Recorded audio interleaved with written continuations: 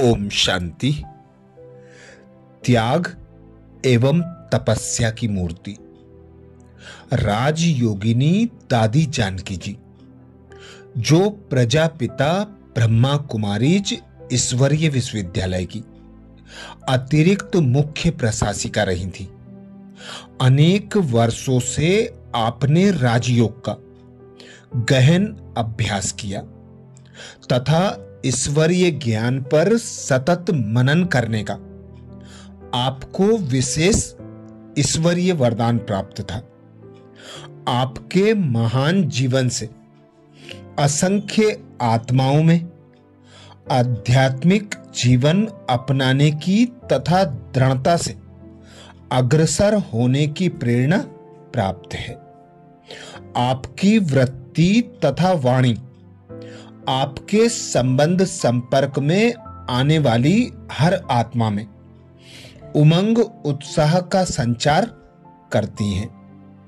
विभिन्न प्रदेशों और देशों में रहने वाली हर आत्मा बाप समान शक्तिशाली बने, इस संकल्प का आप सच्चा स्वरूप थी। आपका जन्म 1 जनवरी 1916 को हुआ था। आपने 27 मार्च 2020 को बाबा की गोद ली थी, तो 27 मार्च 2024 को दादी जी की चौथी पुण्यतिथि है। दादी जी की पुण्यतिथि पर दादी जी को हम सभी भाई बहनों की ओर से सत सत नमन। दादी जी के पुण्य स्मृति दिवस पर हम दादी जी की विशेष शिक्षाओं का मनन करेंगे। दादी कहती, कल और काल पर भरोसा नहीं, इसलिए जो करना है सो अब कर लो। कल और काल पर भरोसा नहीं, इसलिए जो करना है सो अब कर लो। बाबा ने हमको स्टूडेंट भी बनाया है और हम आपस में फ्रेंड्स भी अच्छे हैं। पहले बोलते थे 1-2 को सावधान कर, उन्नति को पाना है, लेकिन आजकल कहते हैं कि अच्छा सैंपल बन, उन्नति को पाना है। हमारा यह एक ईश्वरीय परिवार है। हम स्टूडेंट भी हैं, सतगुरु की श्रीमत पर चलने वाले, बाबा को फॉलो करने वाले हैं। सबके मन में है कि प्यारे बाबा की श्रीमत को हम सिर माथे पर रखें। भक्ति में कहते थे, तेरी आज्ञा सिर माथे। आज्ञा माने बिगर उस पर चलना थोड़ा मुश्किल लगेगा। हमारी दिल हर आज्ञा मानती है, स्वीकार करती है, क्योंकि हमारे कल्याण के लिए है। समय कहता है जो करना है वह अब कर ले। बाबा भी कहता है, बच्चे कर लो। कई बार आप लोग भी कहते होंगे कि आज मुझे जोर से आवाज आया कि समय कहता है कि अब कर। अब नहीं करेंगे तो कब करेंगे? दादी कहती, कभी बाबा की आवाज ना भी सुनाई पड़े, लेकिन समय की आवाज सुनाई पड़ती है। जैसे काल पर भरोसा नहीं, वैसे समय पर भी भरोसा नहीं। काल कल भी आ सकता है, अभी भी आ सकता है, फिर क्या करेंगे? काल आ जाए तो क्या करेंगे? उसको कुछ रेस्पॉन्स नहीं दे सकते कि अभी नहीं चलेंगे, तो समय भी चेतावनी देता है कि अब मैं सुनने वाला नहीं हूं। जैसे काल कहता है तुमको चलना ही पड़ेगा, तुमको आगे बढ़ना ही पड़ेगा, कोई बहाना नहीं बना सकते। दादी कहती, तो काल बुलावे को भी कहा जाता है। जैसे बाबा बुला रहा है, खींच रहा है, बाबा का बुलावा बड़ा प्यारा लगता है। आज बाबा ने कहा, कोई भी समस्या को समस्या नहीं समझो, उसको आगे बढ़ने का साधन समझो। सत्यनारायण की कथा करने वाले रामायण की कथा नहीं कर सकते। रामायण की सारी कथा का कारण ही ईर्ष्या है। कथा तब तक पूरी नहीं होती जब तक रावण नहीं मरा। रावण मरे तो जय जयकार की आवाज निकले। जब तक रावण नहीं मरा है तब तक विलाप चलता रहेगा। राम से दूरी का अनुभव होगा, कभी होश कभी बेहोश। हमें वह पार्ट चाहिए ही नहीं। रामायण व महाभारत की कथा हमको चाहिए ही नहीं। भक्ति मार्ग में महाभारत पढ़ते ही नहीं थे, क्योंकि मान्यता है महाभारत सुनने से लड़ाई शुरू हो जाती है। हम गीता और भागवत पढ़ते थे। गीता ज्ञानदाता सदा स्मृति में है। ज्ञान का सिमरण हर्षित बना देता है। किसी ने पूछा कि आप लोगों के सदा हर्षित रहने का सीक्रेट क्या है? सीक्रेट है सदा संभल कर चलना। हमें उन राहों पर चलना है जहां गिरना और संभलना है। सदा हर्षित रहने की भगवान ने गिफ्ट दे दी है। संभल कर चलो। संभल कर चलने वाले को गिरने का डर नहीं लगता। जो संभल कर नहीं चलता उसका पांव कभी भी स्लिप हो सकता है। बोलो भी तो संभल कर बोलो। हर कर्म उसका बिगड़ता जो संभल कर नहीं करता। तो हर कर्म संभल कर करो। जो आए सो नहीं करो। उसमें हमारी अलबेली या गफलत वाली नेचर कभी ना हो। मंजिल ऊंची है जानते हैं, पर इन सब बातों में संभलना पड़ता है। संभल कर सोच कर बोलो अच्छा लगता है। जो सोच समझ कर बोलते वही गंभीर और सयाने दिखाई पड़ते हैं। उनमें छोटे बड़े का सवाल नहीं। हरेक जितना ऊंचा पुरुषार्थ करना चाहे कर सकता है। पुरुषार्थ करने का सबको अधिकार है। मुरली सबके लिए एक ही है। पढ़ाने वाला एक है। हमें गंभीर और सयाना बनना है। इसमें गंभीर और सयाना बनना है।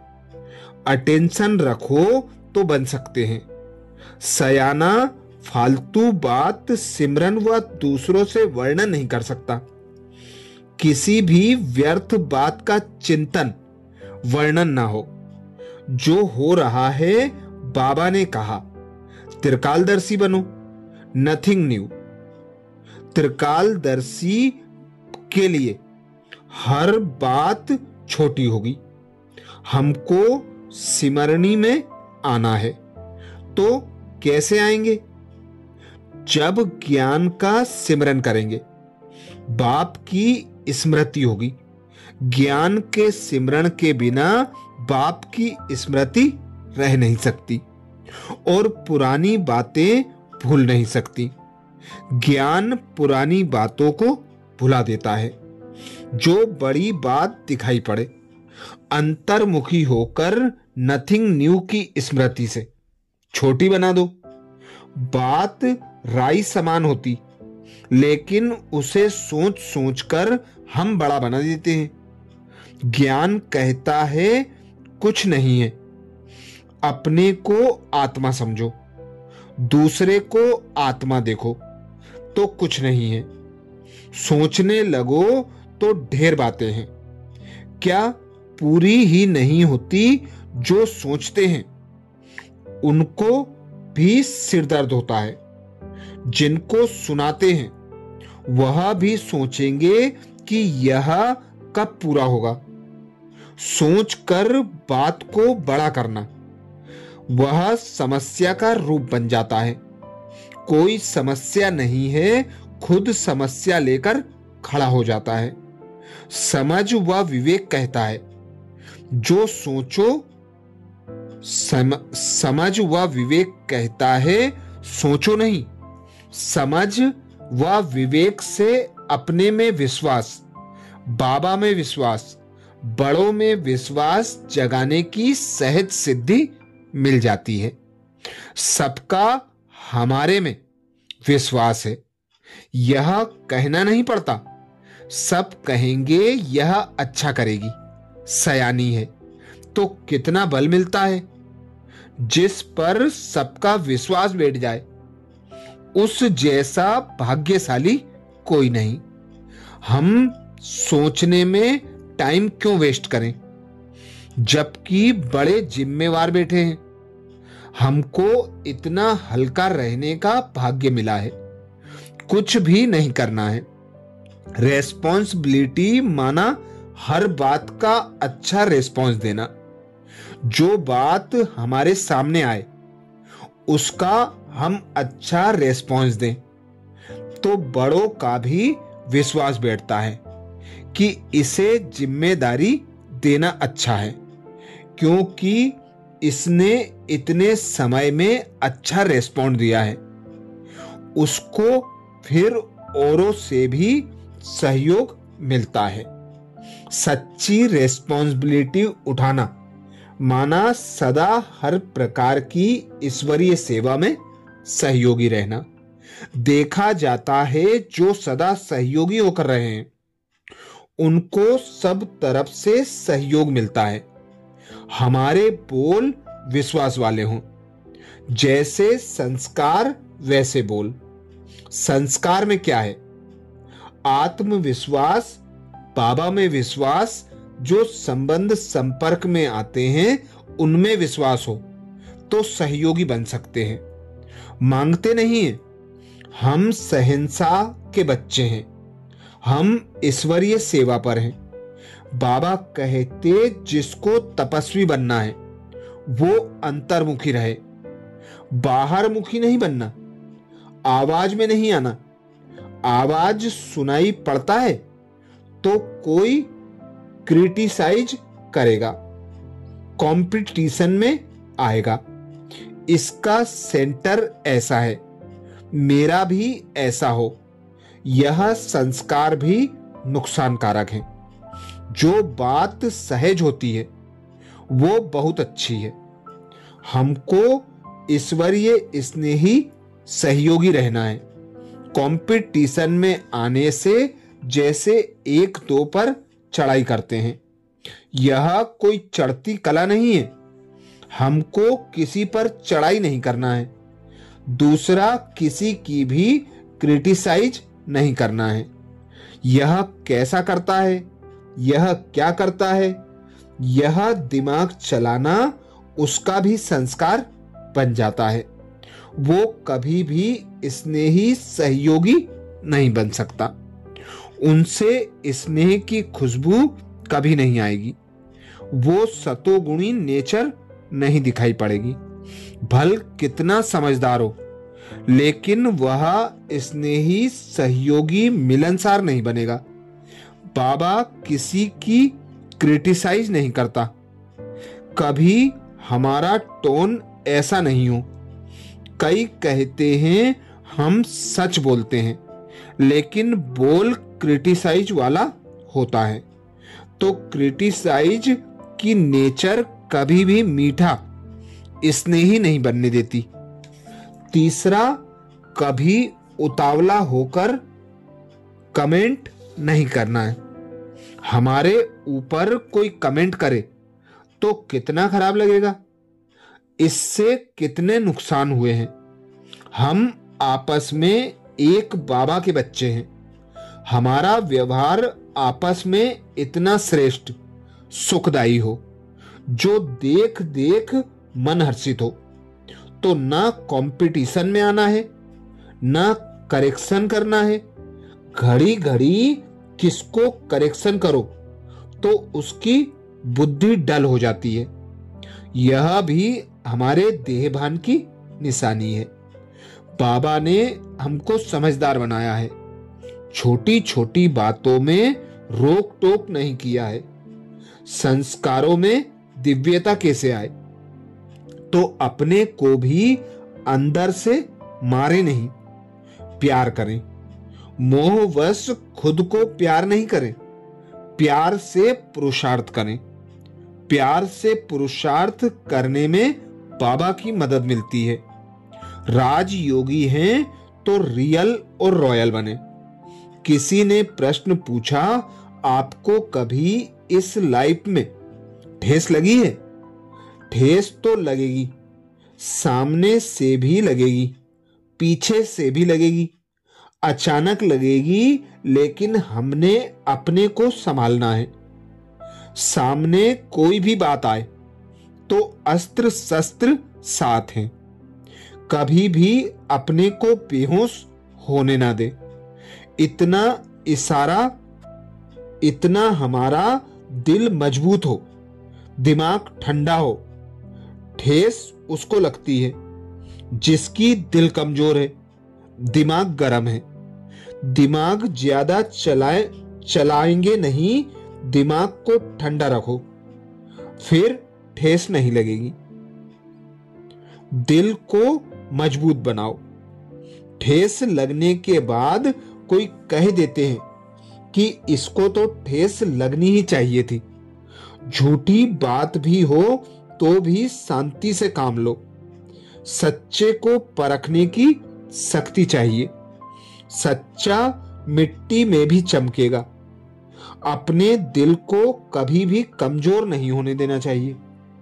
तो मन का जो तन पर असर होता है उसका कारण है दिल कमजोर है, दिमाग ठंडा नहीं है, फट से सोचने लगता है। खुशी की खुराक सदा नहीं खाते हैं। सदा सोचो हम खुशनसीब हैं। बाबा कहते हैं मरो तो भी खुशी के साथ जाएं। यह भी सेवा है। हम कभी भी किसी से नाराज नहीं हो सकते। बाबा ने कहा जो राजों को जानता है वो नाराज नहीं होता है। किसी व्यक्ति वैभव के आधार पर मुझे लटक कर नहीं रहना है। जो मैं कहूं यही मुझे अच्छा लगता है, यह अच्छा नहीं लगता। हमारे बोल में दिव्यता हो, अलौकिकता हो। मेरी नेचर है, मेरा स्वभाव है, यह भी मेरा मेरा छोड़ दो। हमको भाषा में कोई कोई शब्द कहने ही नहीं है।